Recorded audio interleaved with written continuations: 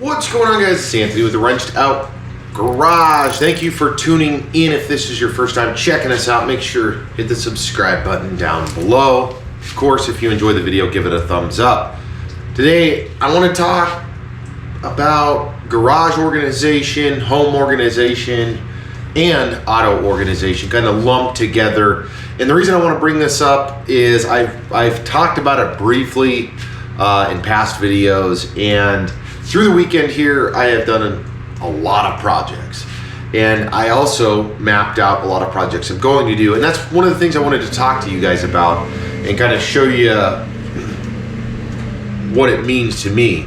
So with my home projects, because of the COVID-19 and the hunker down, and I work a lot from home, I use a lot of legal pads just to take notes as I'm talking to people or when I'm in meetings and what have you. So what I started doing is writing out, and I've done this before, but this time I've actually stuck with it for a while now, is starting a list of things that I got to do. I have a different version for automotive that I'll share at a later date, and actually I'll give you guys the file if you guys want to use it. I made a Word document to where I can start filling out all the information on my vehicles, what I've installed, when I installed them, and how much they are. And then on a different piece of paper, I write a list of like what I would like. It doesn't always work, but it gets me closer to a plan, right? For the home stuff, as I said, I got a lot of things done, so I wrote out a list, and I actually typed up a list because it only took a couple of minutes, printed out a paper, and started running through the paper. And some of it are projects that turned into other projects. And when I did that, you start looking at kind of a bigger picture, whether that's for garage organization, maybe for your car, maybe for your house or your work or what have you. But it dramatically helped me in the sense of gaining the ability of kind of moving these projects around. This one should come before this one, understanding the price, who to buy it from, is there variations of those same products, and cars are exactly the same as your home. In that sense, hey, I'm looking at getting a supercharger. Well, several people make superchargers. What do you want out of your supercharger? What is your budget for the supercharger?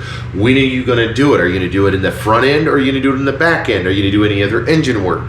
So it helps kind of narrow that out, so you can kind of take step after step after step once you organize it and you're ready to do so. The same goes for your house. That's what I've been focused on. I'll show you kind of right now. I'm in the midst, and I wasn't going to show this because I got up this morning, cleaned up. I had a whole mountain of crap here. I still have stuff here, but essentially what I did through the weekend was I got a bunch of, here's some examples, some electronic boxes. I had stacks of old electronic boxes for equipment that I bought, for TVs, for all kinds of stuff, and it amassed to a very large pile. I broke them all down, recycled all of the stuff I could recycle, and then did a dump run and got rid of the rest. And I also got rid of other things. But the nice part about that is now going into one of my sheds, I've got half of that shed done already. It goes the same for the garage. The garage is going to slowly get it too, but this project came first because I had other projects on my list. I also did some closet doors this weekend. Went and bought them. Measured them out. The measurements were on my documents. I knew exactly what I needed. Everything was good. I priced it out online. Those are up and going. Getting the yard ready and all of that stuff. Some of the stuff I don't have to pay anything for it, but I put it on there anyways. Dump run was one of them. Donations, cleaning up the garage, or weed whacking, pressure washing the driveway, stuff like that. It doesn't cost me anything other than paying attention and putting it into some order, so I'm not paying attention to that. And that's one of the reasons I wanted to do this video, is because with this hunker down with COVID-19, I started noticing a lot of small things. I've been in my home for over 10 years. And I've done a lot of renovations here. This garage has seen a lot of changes over 10 years. And with that, you know, you start finding, hey, maybe I can go back to that thing or what have you. So I'm getting time to at least catalog and understand those and building those out. And I feel like that is a very important thing that you should consider doing if you own your home, or if you're working on a car, or whatever it is just take 10 minutes and write down, hey, I want to get exhaust for my truck, I want to get wheels and tires, I want to get rotors. And if you're serious about it, start category. Okay, what do I want first? Oh, an intake's $250 or $350. You write it down and then just start building it out that way. It's going to help you kind of go in the direction you're already going in. A couple of notes off of that. Again, I do have a Word document. I'll figure out how to do a drop link or a Google Doc or something to drop for you guys. And you guys can have it if you want it. Use it. It's super simple. It's like filling out a form, but it's yours. It's live. Keep the form digitally or keep the form on paper. I do both at times, especially if it's active. And then if it's not active and I'm not going to work on my car or the D21, because that's exactly what I did with the D21. I actually wrote a list out.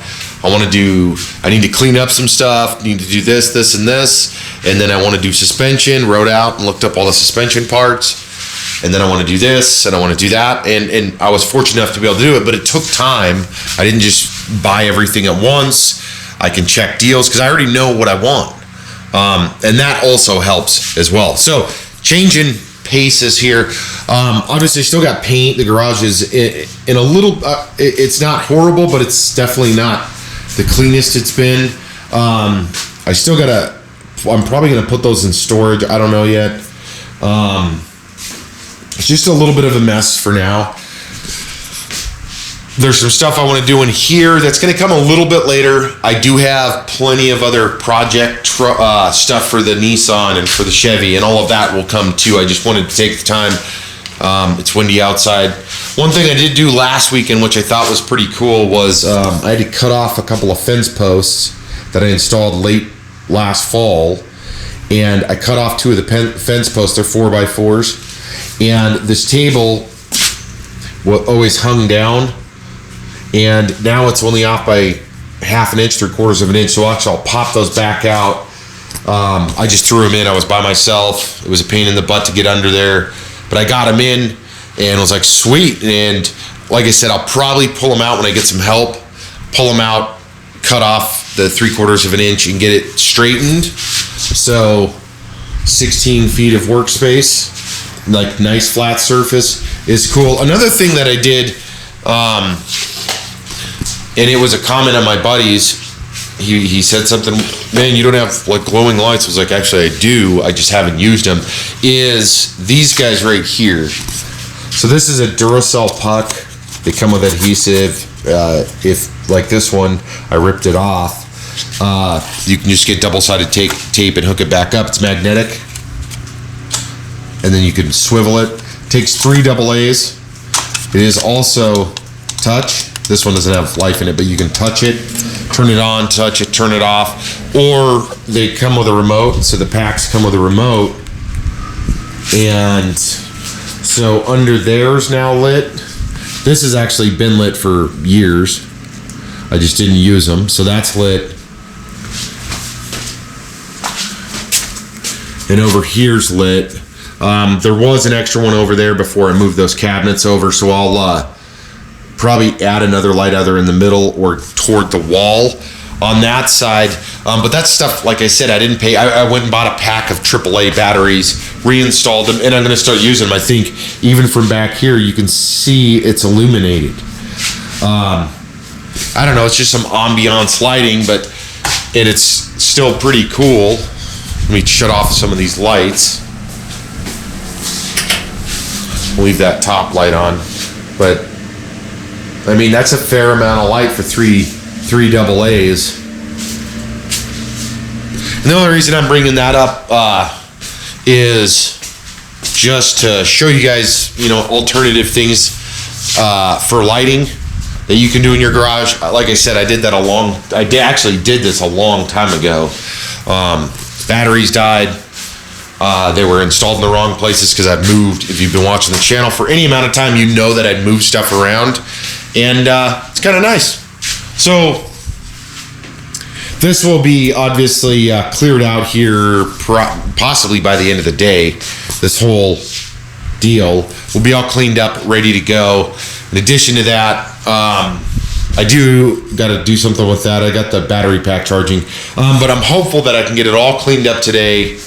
But it depends on the other projects I have going on. So with that, I am thinking, let's end it there. Thank you guys for tuning in. I am doing Garage Talks every Wednesday, so if anything, know that every Wednesday you can catch up with me here at the Wrench Talk Garage. Hit that notification bell though if you're subscribed, and of course it'll pop up for you. You don't have to do any work. You can check it out. If you like this video, give it a thumbs up.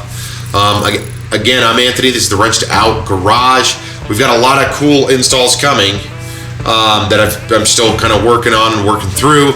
We also have the Garage Talks as mentioned, and a lot of other cool content coming here, the Wrench Talk Garage. If you guys are out riding or driving, make sure do it safely, and I'll see you in the next video.